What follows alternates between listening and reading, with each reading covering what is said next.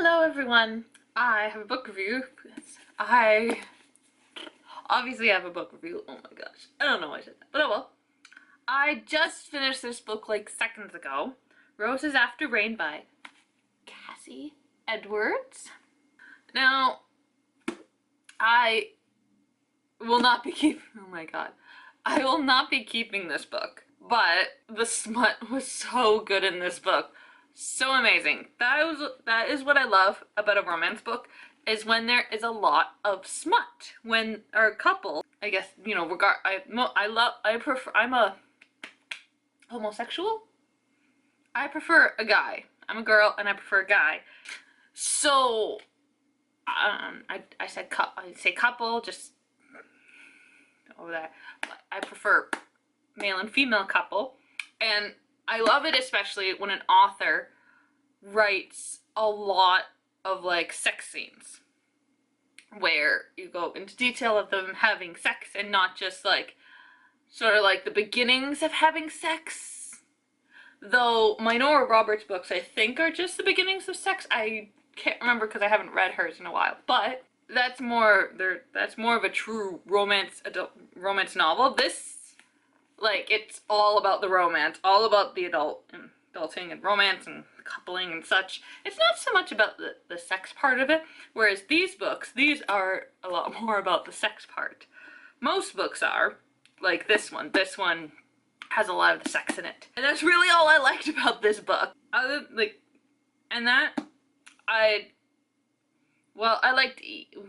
liked half of Ian, like his personality. He was a very heroic type of guy. At the very beginning, he, like, literally in the first chapter, he was like, I don't want a woman, I don't need a woman's gonna take away my freedom of being a, like a bounty hunter of sorts. I don't really know what to say, what his job is. I don't know, but he's sort of like a bounty hunter. And, like, literally in the first chapter, is like, he meets her and he's like, oh my god, she's amazing. And I feel this connection to her. It's rare that people will have, like, an actual soulmate connection where you have, like, this deep, like, oh my god, this is a person I'm supposed to be with for the rest of my life sort of feel. Not everyone feels that. Some people, it takes time for them to be like, oh my god, I don't think, like, it's like they date for a while, like they either date for a few months or like a few years, and then they're like, oh my god, I can't live without this person, and, you know, get engaged and such. This is where it's like literally love at first sight, pretty much. And then he literally goes to a bar and he's talking to his friend and it's like, no, no, no, but then it, like, in a split second, like, what the hell am I talking about? I need that woman in my life. I need that woman. And then the whole spiraling out of like, oh no, she's already been taken away! And such. And like throughout the rest of the book, he's very heroic in his way of doing stuff, and I like that about him, but at the same time, he's a very sort of stubborn guy, and a very sort of like guy of that age where it's like, he's not gonna treat his woman as like a silly nilly, but somewhere deep down in his core, part of the personality is like, I need you to stay put, I need you to stay safe, I don't need to tell you about what's going on, what danger pretty much I'm gonna be in, you just please stay home, and all that such. But, you know, meh. Yeah. And Talia, that's how I'm going to pronounce her name, as I probably said in the first video. She is a silly nilly, and it's like she is the biggest damsel in distress throughout basically the entire book. She's had like 2 instances, and they're very small, of where she actually has the balls to go and do something like herself, and like, that's like, I'm not gonna let a man tell me what to do. I'm not gonna, no, that such. Yes, I am the type of person that, you know, I don't really want to get involved in such, and I like when the guy is taking care of the girl and he's like all devoted to her, and like, what's other words? Like, all that sort of stuff. I love a guy like that, but I really don't like it when the woman is like literally depends on the guy like for everything, like seriously everything, and like she's gets terrified by like everything, and oh my god, my boobs itch. And like she basically has to depend on a man to marry her and have a good life, and like she has to wait for a guy to like or somebody to come and provide a job, like provide her with a job and such like that. I don't like women like that who, well, are like that. Not my heroines, at least. If it's a side character, I don't mind if they're like that, because you're not you don't fully invest in most or all of the side characters, unless it's like a big series where like, even though they are the side characters, they become like a big impact on your reading when you're reading somewhat of a big series. Or like, you know, like their parents are like that sort of way.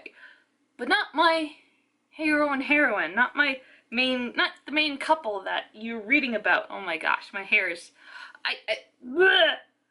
Oh my gosh. Okay, so yeah, and then the whole plot line of the story, if Ian and Talia weren't such, like, both of them are big ninnies, like, both of them are. If both of them weren't such big ninnies, I probably would have liked the story a lot better, and I might have kept it, because the story was okay, like, the entire plot of the story, like, the main plot of it, was decent, but the characters were just complete ninnies, and the way, especially Talia, was towards, like, for the main chunk of the book, towards our villain of the book, and towards Ian, and, like, ugh. I was like, what the fuck do you keep doing this, Talia? Why are you doing this? You're an idiot. You could be using Ian and like, as like, you know, you could be there and like, you know, tell him like what's going on and be like use Ian as like, you know, he's gonna watch over the ranch or like the place you're in, and you're gonna be like, pretending stuff, but in reality you know you're going to be rescued by Ian because he's doing preparations and all that such, but no, you're a big ninny because of the stupid villain. Ugh. And then Cassie extends it to where it's like, wow, this should have ended. It didn't need this, or else you could have made, you know, like these two things that she had to make a bunch of chapters for, could have put it in one chapter or made like 2 chapters, and that's all. Well, the last chapter was perfect because it was 1 chapter, but there's this other thing, it was like 2 chapters. I don't know why. Yeah, like this chunk here, pretty much. Yeah, like this here. This really all could have been like just 3 chapters, but I'm pretty sure there's like 5 chapters. There are 6 chapters. This is 6 chapters. Well, 6.5 chapters. 7 chapters. There you go, right there. 7 chapters that could have been reduced down to like 3, okay? And it would have worked. Like, I didn't feel it needed that 6 additional chapters. It could have done like, oh, okay, 3 additional chapters, since I said it could be reduced down to 3 chapters. It's just very annoying. This part where she goes, Talia has a sister, and the reason why she's in Australia is to provide for her sister because her parents died. And so she goes to find her and then finds out something happened to her because she left her with an uncle, and the uncle was like, it's a better life for her. I was like, what the fuck? And like Talia just like totally went along with it. I'm like, what the fuck, Talia? Your uncle did not have the authority to do that, okay? He had no right to do that. It was just like, what the fuck? Like, seriously, what the fuck is wrong with these people? Yeah. But that last chapter, and it just like, I don't know. That last chapter I think could have culminated everything, and like the last two at least, because the second last chapter involved stuff that wrapped up stuff that happened at the beginning. Just just stuff in here. A lot of the stuff in here was just like frustrating and annoying, and the only thing that marginally brought it up was all the smut. I was very happy with the sex scenes. The sex scenes were good. I got, you know, I kept getting these urges of like, I need to go see my boyfriend and, you know, do stuff. They were that good. That's why I love stuff like that, because it feeds this urge, this sexual urge that people have, or at least should have. And it's like, now I need to go see my boyfriend. So I wouldn't mind. I'm not gonna not recommend this book, but I'm not really promoting this book personally, just because of the way she wrote the characters and how they reacted to some certain things that happened throughout the story, and just, yeah. So sadly, even though this had, like, I love all the sex in here, I'm gonna be giving it away. Which is good, because then I don't have like 700 plus books I own. So yeah. But in general, if you're just going, I don't recommend buying it, and the only place you could buy it would be like Better World Books, or like a book outlet, someplace where you can buy older books like this. How old is this? Let's just get the year. 1990. And I have been able to get some stuff from like this old.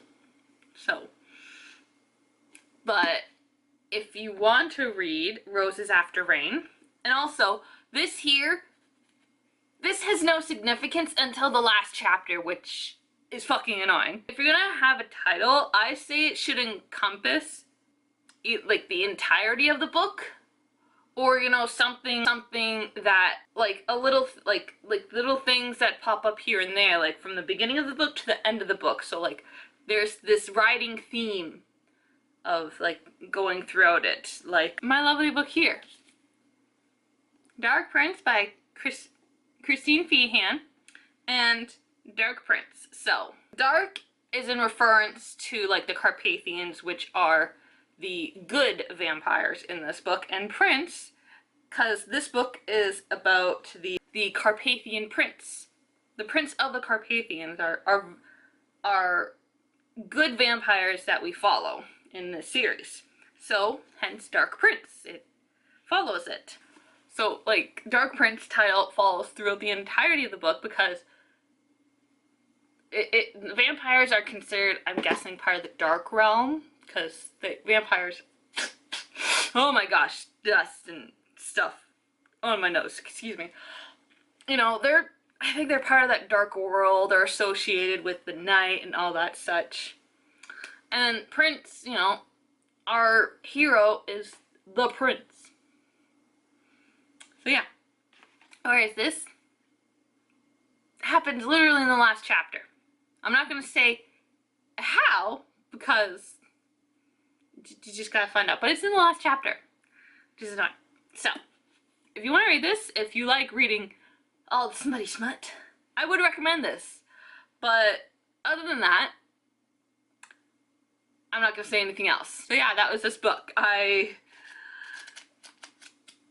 raged after Talia the most, and then the second person I raged at, that I didn't rage at as much as Talia, but I still raged at a little, is Ian. Both of them. And like the cover. Do you see this cover? This cover does not match anything throughout this book. And like her dress, her purple dress here, it is a medieval dress that like, yes.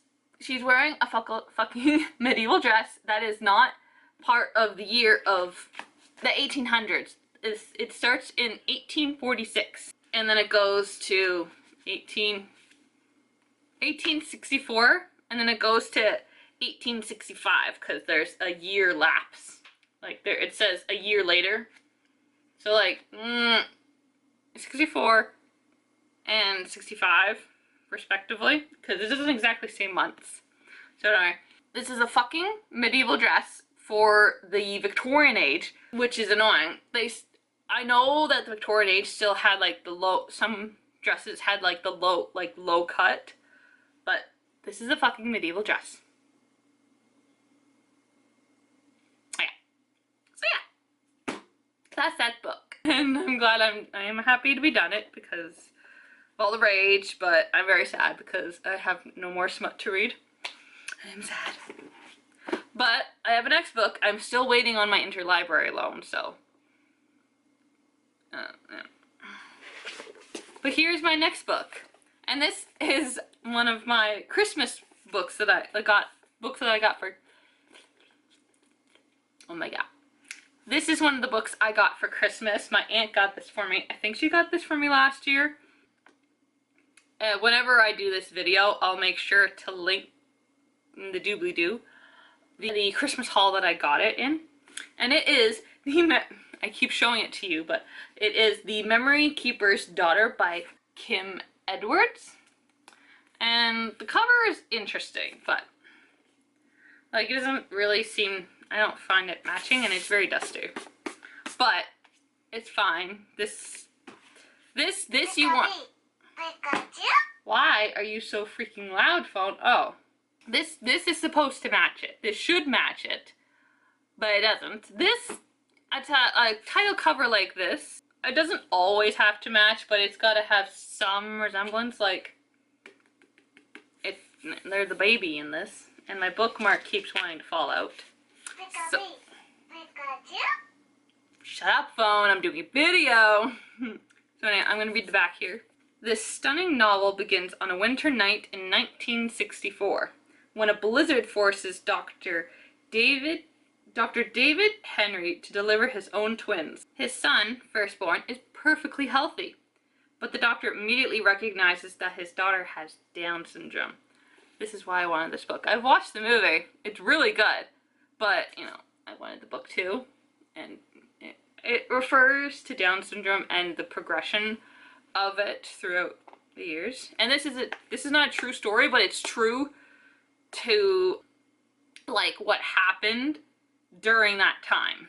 For motives he tells himself are good, he makes a split-second decision that will haunt all their lives forever. He asks his nurse, Caroline, to take the baby away to an institution.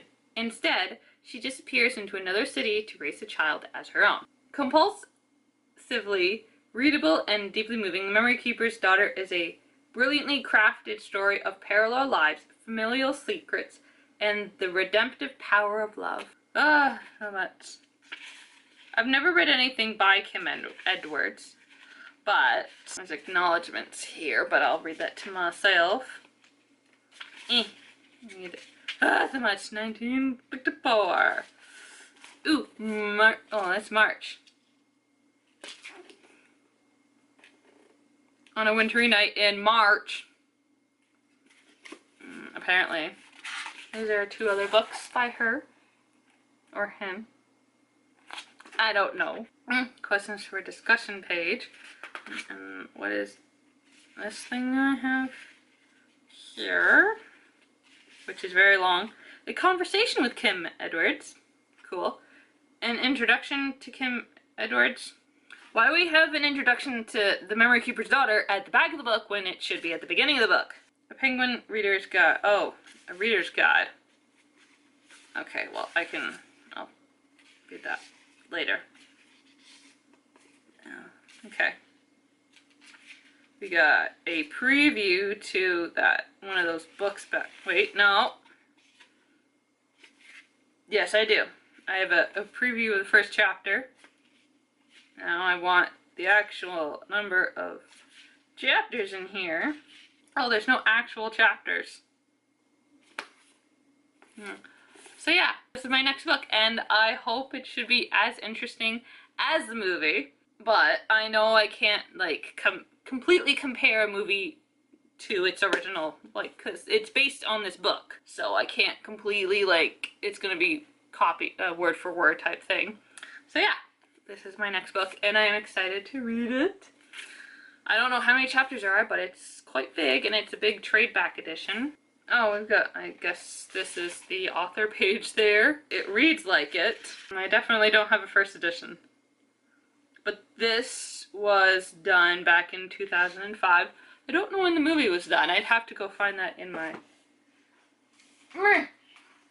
on my phone. Aw, my boyfriend's sick. He texted me.